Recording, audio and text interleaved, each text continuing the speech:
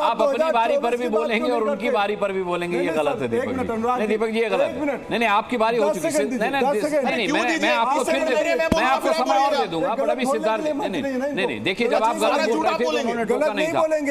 अगर वो गलत बोलेंगे तो अपनी बारी पे बोलिएगा भाई, अपनी बारी पे बोल लीजिए। संसद भवन के अंदर लोकसभा अध्यक्ष कहते हैं 2015 में मत जाइए, 2050 में मत जाइए, 1950 में मत जाइए, लेकिन भाजपा का वही चरित्र 1970। सिद्धार्थ जी, उनको परेशानी ये है कि आप इतिहास को कुरेद रहे हैं। 90 के दशक में चलिए अनुराग जी, मैं बोलूं कि नहीं बोलूं? हाँ नहीं, ठीक है, बताइए, हो गया। बोलूं कि नहीं बोलूं? आप बोलिए सिद्धार्थ जी, बोलिए। आप दीपक जी की तरह के लोगों की वजह से लोगों ने टीवी देखना बंद कर दिया। मैं आग्रह करता हूं, मैं ऐसी डिबेट नहीं कर सकता। आप लोगों की वजह से अब सुनने की क्षमता रखिए, लोगों ने वोट डालना बंद कर दिया। अरे भैया नहीं, अगर लोग वोट डालना बंद कर चुके होते तो आप 99 पे कैसे आते सर? अब तीसरी बात, अब ये क्या कह रहे हैं? अच्छा ठीक है सिद्धार्थ जी, मैं बस दो बातों का जवाब और दूंगा और उतना ही दे पाऊंगा जितनी इनकी सुनने की क्षमता होगी। इनने कहा हमने लोगों को संविधान में दिया, उनको एम्पावर करने का काम किया, उनको अधिकार। अरे बीच में मत बोलिए, बीच में ऐसा इन्होंने बोला, बीच में नहीं बोले, बीच में मत बोलिए। वोट से आपकी जाति का है, वोट से आपकी विचारधारा का है, वोट से कि आप लोग पुजारी हो। आवाज मेरे पास भी है और बोल आप भी। मैं चाहता यही काम कर सकता था पूरे 40 मिनट, मैंने नहीं किया क्योंकि जनता कुछ सुनना चाहती है, आप उनको सुनने नहीं देना चाहते। दीपक जी, लोगों ने देश में इमरजेंसी लगाने का काम किया, सारे अधिकार छीन लिए, 1 लाख लोगों को जेलों में डाल दिया, प्रेस में सेंसरशिप लगा दी, कोर्ट को बंद कर दिया। वो संविधान की बात करते हैं, इस बात का दुख होता है। संविधान की बात करनी है तो जाकर के इंदिरा जी से करिएगा, पूछिएगा अपने दादी से क्या हुआ था संविधान के साथ। तार करके मोहब्बत की दुकान चलाते हैं आप। अरे भैया दीपक जी, उसका अधिकार मिले। दीपक जी, मोहब्बत की दुकान चलाते हैं आप भाई, अपने पास अधिकार रखना। अरे उनको आप जवाब ही नहीं देने दे रहे, उनको आप सवालों का जवाब ही नहीं देने दे रहे। दीपक जी, आप सवाल दाग रहे हैं, उनको फंसाइए, उनको फंस चुके हैं, उनको जवाब तो देने दीजिए। बोलिए सिद्धार्थ। अरे इनसे फंस जाएंगे तो कहना ही क्या। अब इनका जवाब सुनिए, इनकी स्थिति क्या है वाले लोग हैं अभी। अच्छा नहीं, मैंने संविधान के बारे में, ठीक है।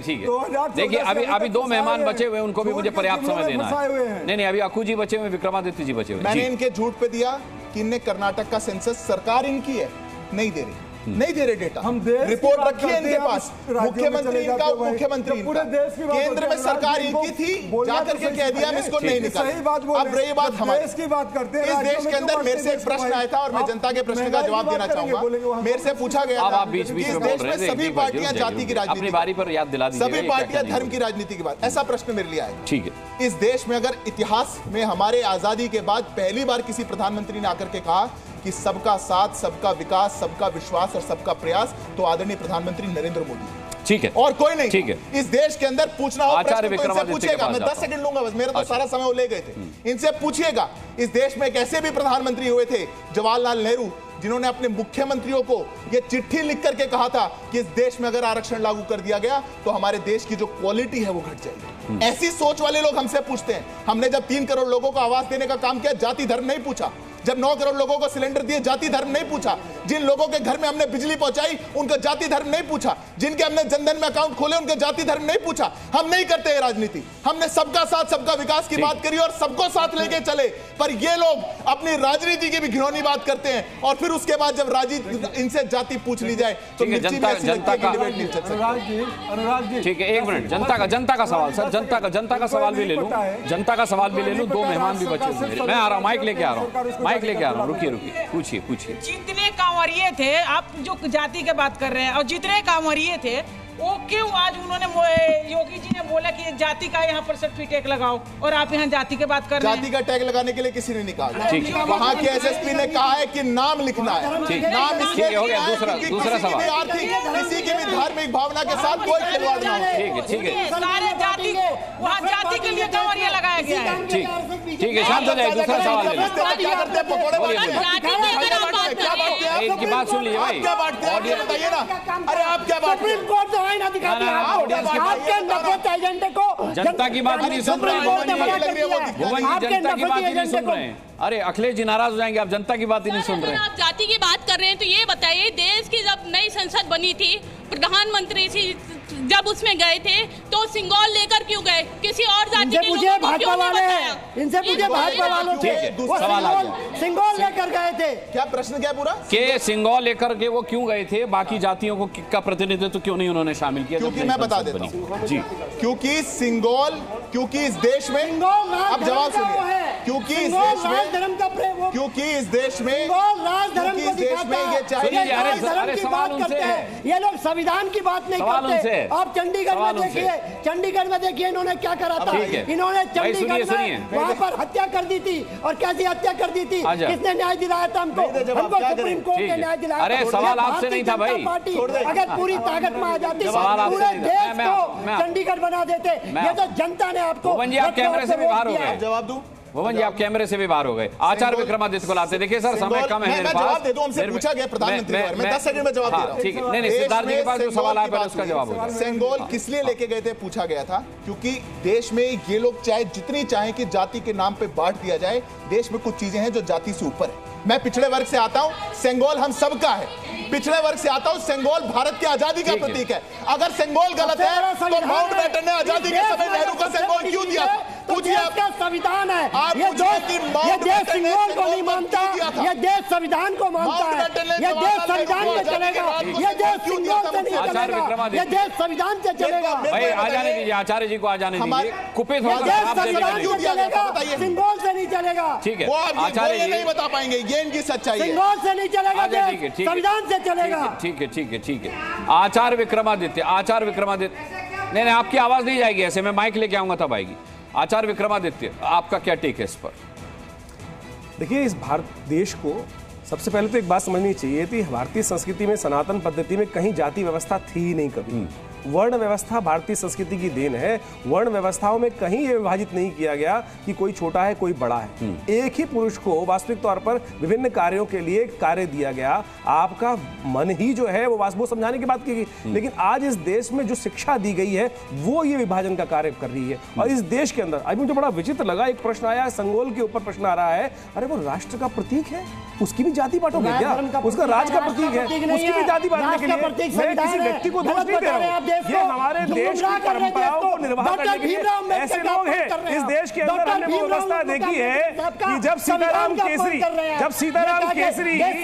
जिस वर्ण के थे, जिस जाति के थे, जिस समाज संबंध रखते थे, आपको ये समझ में आना चाहिए, उसको एक पर्टिकुलर पार्टी ने अपने राष्ट्रीय कार्यकारिणी में घुसने नहीं दिया था। आपको याद होना चाहिए। और बड़ी विचित्र दिखाई देती है स्थिति इस देश के अंदर। अरे आप तो आपस में मैं आऊंगा सवाल लेने, इसमें समझना पड़ेगा। अरे भाई, अरे कोई धर्म छोटा नहीं है, कोई जाति, कोई वर्ण छोटा नहीं है। बोल दिया। मैं आपको एक छोटा सा एग्जांपल राजा हरिश्चंद्र का एग्जांपल याद होगा आपको, कहानी आपने सबने सुनी होगी। राजा हरिश्चंद्र को किसने खरीदा था? डोम राजा ने खरीदा था। यानी डोमों के अंदर भी वह राजा थे और उन्होंने सहस्त्र मुद्राएं देकर वहां खरीदा था। अरे समझ में करो, हमारे यहाँ कोई छोटा कोई बड़ा नहीं है। ये लोग यहाँ बैठ करके अपनी राजनीति के लिए यहाँ लेके चलते हैं। अगर इतनी बड़ी बात करने की बात कर रहे हैं तो ये विभाजन की राजनीति है। ये अपने आगे जो जोशी आगे चल रहे हैं, तो बड़े बड़े नाम धर्म कर लेते हैं। मुझे बताइए, भारतीय संस्कृति में कहाँ किसी धर्म के अंदर, किसी कथा के अंदर कोई जाति जोड़ी गई? कहीं नहीं। कहीं भीम सिंह नहीं लिखा गया, कहीं अर्जुन सिंह नहीं लिखा गया, कहीं वशिष्ठ को नहीं लिखा गया। केवल यहाँ बैठे हुए लोग, मैं केवल अपने आप को बांटने के लिए, जिस प्रकार से इस देश को विभाजित करने के लिए तथाकथित तौर पर कार्य कर रहे हैं। इस देश का इतिहास जानता है। अम्बेडकर को किसने प्रताड़ित किया? अम्बेडकर को किसने प्रताड़ित किया था? इस देश को मालूम होना चाहिए। देश में राजनीतिक तौर पर अम्बेडकर का तिरस्कार किस पार्टी ने किया था वो भी इस देश को जानना चाहिए। हो गया। भुवन जी पानी पी लीजिए। भुवन जी थोड़ा पानी पी लीजिए। शांत रहिए, आप लोग शांत रहिए। आप लोग ये आवाज ऐसे नहीं पहुंचेगी जब तक मैं माइक लेकर नहीं आऊंगा। शांत रहिए। अकुश श्रीवास्तव जी, जाति जनगणना सही है, जाति की राजनीति सही है, पीएम की जाति पर सवाल सही है, हलवा सेरेमनी में जाति सही है, अधिकारियों की जाति पूछ लो सही है, पत्रकारों की जाति पूछना सही है, आम इंसान की जाति पूछना सही है, लेकिन आपकी जाति किसी ने पूछ ली तो आपको तकलीफ हो गई, आपके साथी उठ के खड़े हो गए, संसद में चिल्लाने लगे कि जाति कैसे पूछ सकते हैं। देखिए, जहाँ तक आपको बहुत आभार कि 40 मिनट बाद मुझे याद कर लिया आपने। आभार इन लोगों का दीजिए, शांत हो गए, नहीं तो बारी ये तो इनसे पूछ सकते हैं कि जो इस तरीके से अभी इसमें तो कोई एक आदमी जैसे स्कूलों में होता ना, ओए पागल है, ऐसी आवाज आई थी उधर से। तो अगर आप लोग इस तरीके से लड़ेंगे तो क्या होगा? मतलब इनमें से किसी की बात पे आपको कितना यकीन है, आप लोग बता दीजिए ताली बजा करके।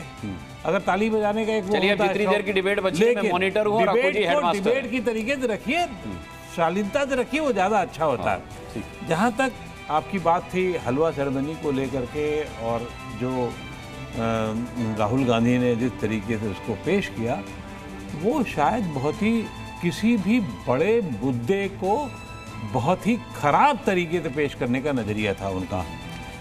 जाति जनगणना को लेकर के बात होनी चाहिए, पूरे समाज में होनी चाहिए, होगी कि नहीं होगी किसी ने मना नहीं किया अभी तक। कोई पीछे जरूर हो सकता है, कोई आगे से बात कर लेता है, और इस समय पूरा का पूरा मामला जाति जनगणना पर जो होनी है आज से कुछ दिनों बाद, साल डेढ़ साल बाद जब भी होगी, उसकी होड़ है कि हमने कराई। क्यों? क्योंकि उसमें विरोध में बहुत तत्व नहीं है, सिर्फ ये है कि हमने कराई। और इस तरीके से राहुल गांधी का ये कहना कि साहब देखिए 15 आदमी में कौन कहाँ क्या है, ये बहुत ही गलत परंपरा की शुरुआत है। किसी भी इशू को बहुत हल्के से पेश करने की बात है। इस तरीके से देश और राजनीति नहीं चलती है। हर जगह फिर तो कल को कोई किसी की शादी हो तो कहते अच्छा शादी में कौन सा अंग किसका है, तो वाहियात तरीके की बातें हो रही हैं। इस देश के संविधान की रक्षा के लिए जो काम किया जाना चाहिए, जिस लाइन पे चलना चाहिए, तो संविधान हाथ में लेके चलते राहुल गांधी, तो संविधान वो नहीं हो रहा है। संविधान तो सबसे ज्यादा वाबस्ता संविधान से ही राहुल गांधी तो। और बाबा साहब अम्बेडकर की बात, बाबा साहब अम्बेडकर सबके लिए याद है और सब जानते हैं। राहत इंदौरी साहब का एक शेर है, नए किरदार आते जा रहे हैं मगर नाटक पुराना चल रहा है। हालत यही है अभी।